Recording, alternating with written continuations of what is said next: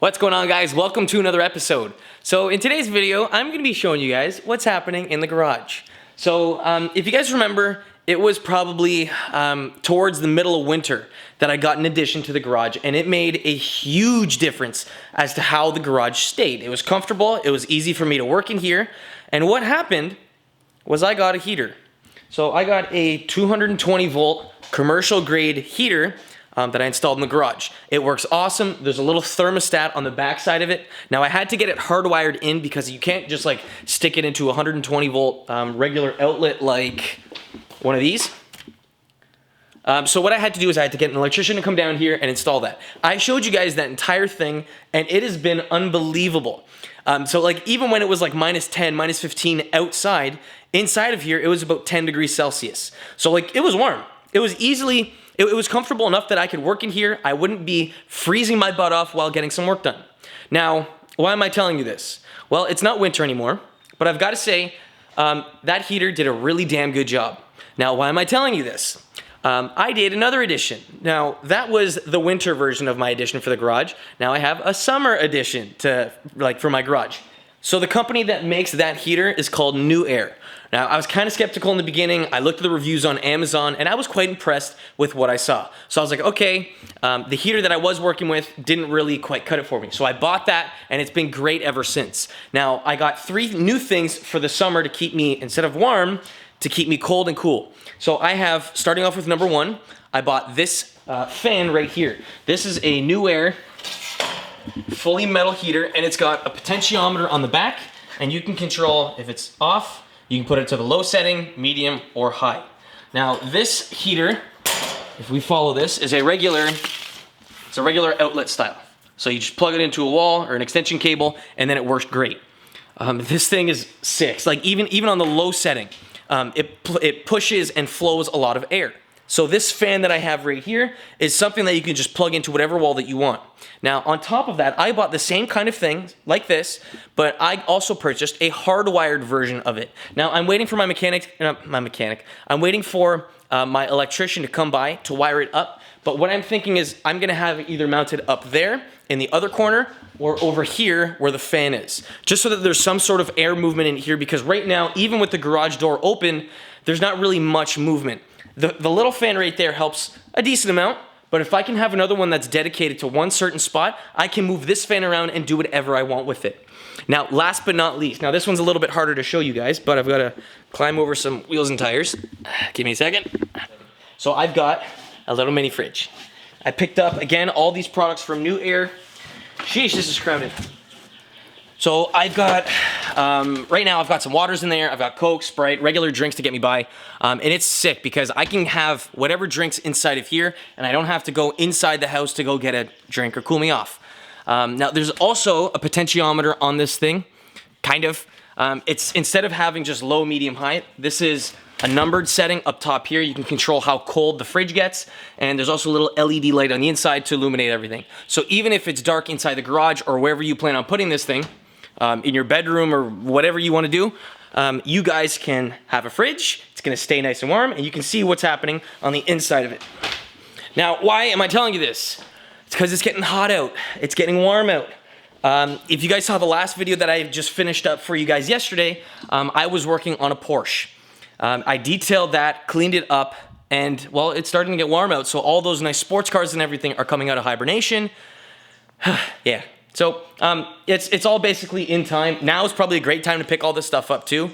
I definitely need some sort of circulation here because I don't have a fan or anything up top on my ceiling. I've got lights, but nothing for air movement, nothing really to keep the cool air going or whatever. So even if I'm doing something inside the garage, car related, let's say my car's on, I can have a fan that pushes all that bad exhaust fumes, all that stuff outside. Now on top of that, I've also been working on the Accord today. So I haven't really given this thing a lot of outside love in a long time because I've always been busy with other stuff. So either this Mini, whether it be the 240 that I had, whether it be working for someone else's car like that Porsche yesterday. But I said, you know what? I'm taking this day to myself. I've been working on the Accord. I'll show you what I did. I gotta say, it looks really damn good for what this thing is. So I've been working on my Accord for the last, a couple hours. I've been working on the outside primarily. So I started off just like working on the Porsche yesterday, starting off with the wheels and then worked to everything else for the car. The wheels were pretty dirty. They really needed some love. They did get some love, but I focused a lot of my time on the paint. So this is an '09 Accord. This is my daily. It's got 200,000 clicks on this thing. And I've got to say, even after detailing it and making it look nice, it doesn't look like a hunk of turd. It doesn't look like a car that's driven 200,000 clicks. It's sweet. So, I mean, like, I polished up everything. I clayed it. I polished it for sure. Like, look at that reflection out of it. I polished it up with a primary step, which is basically a cutting compound with M105, very similar to what I did with the Porsche. I then moved to a polishing compound with a different pad, very similar to what I did with the Porsche.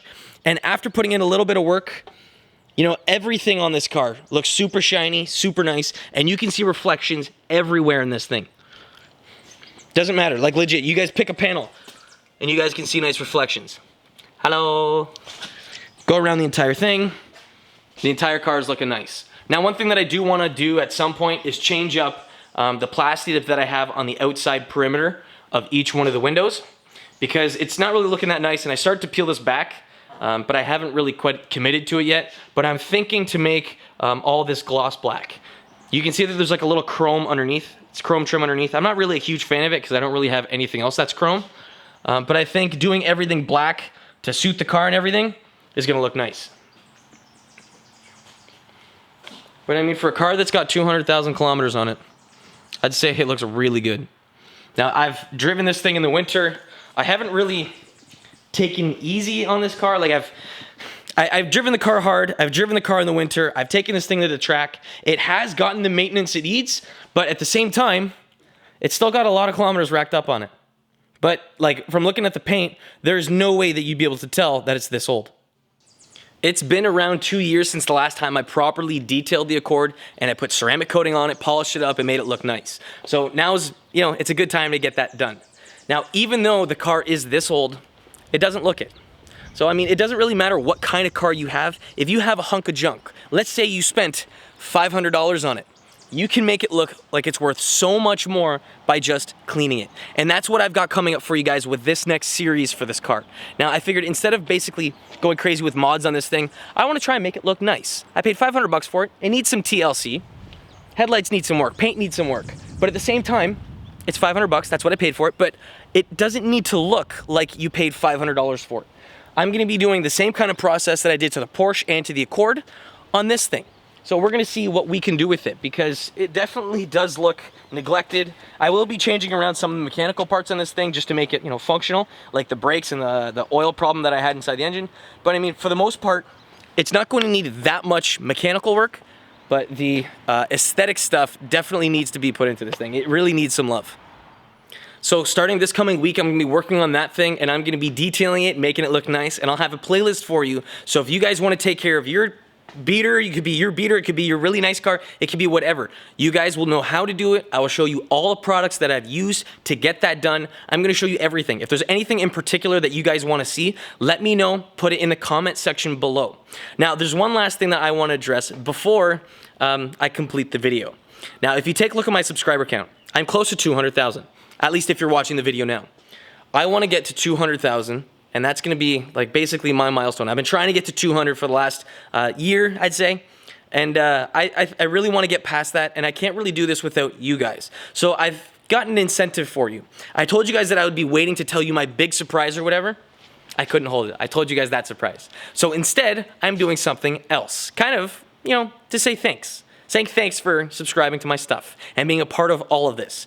So you guys have enjoyed this stuff. I can really tell. All the videos I've been putting out for you guys, it does seem like they've been going a long ways. It seems like they're definitely helpful to a lot of you guys. But I'm going to be doing something to give back.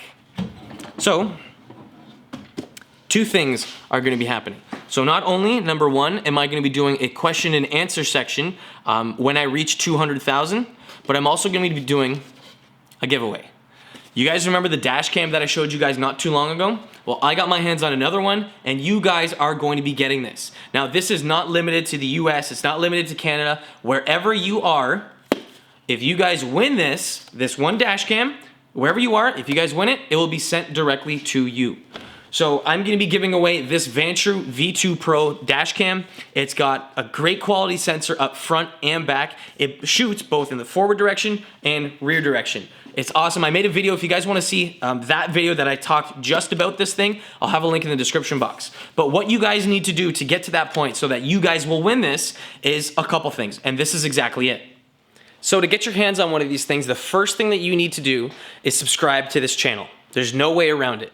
The second thing that you need to do after you subscribe is you need to share a video of mine. It doesn't matter which one. It can be this one. It could be your favorite video. It could be whichever video you like. You need to share it, and after it's shared, I will be able to see also if that video has been shared. I have all that information on my YouTube analytics, which is kind of cool and creepy at the same time, but be sure to do those two things. Now, the last thing that you need to do is very simple, and it takes 2 seconds. So considering Vantrue is helping me out with this giveaway, what you need to do is you need to go on their Facebook page, and there's going to be a like option right there. All you got to do is click that like button, and then after that, you're basically entered into winning this. Now, when I reach 200,000, I'm going to be doing a question and answer section, and at the end of it, I'm going to be announcing the winner to this dash cam. So if you guys have any questions regarding the video, throw them down in the comment section below. Now, on top of that, when I reach 200,000, I'll be doing a Q&A. So kind of like what I did when I hit 100,000 and when I hit 50,000 and every halftime, I ask you guys, if you guys have a question for me, throw it down in the comment section and I'll address it in that video. Yeah, if there's anything you guys want to know, whether it be about me, about the plans for the cars, or whatever, let me know in the comment section. When I reach 200K, I will be doing a video specifically addressing all that stuff, and then one lucky person is going to be getting this dash cam. I love how I have awesome subscribers like you guys that are there to be a part of all of this. Whether it be working on the Mini, the Accord, me getting a Z, me getting an Audi, whatever it is, I'm so pumped to have you guys being a part of this. It's sick. It's awesome. I never thought that this channel would become what it has become. I originally started this off as a hobby, and it turned out to be my full-time job. So I can't really complain. Now, if you guys have any questions or whatever about the video, comment section's down there. You guys know what to do. Otherwise, guys, if you aren't subscribed, click the subscribe button, share it with your friends, and do those 3 things. In the comment section, I'll give you guys those 3 things again, so if you guys want to read through it, you guys can do that. But anyways, guys, thanks for watching. I'll catch you in the next one. Peace.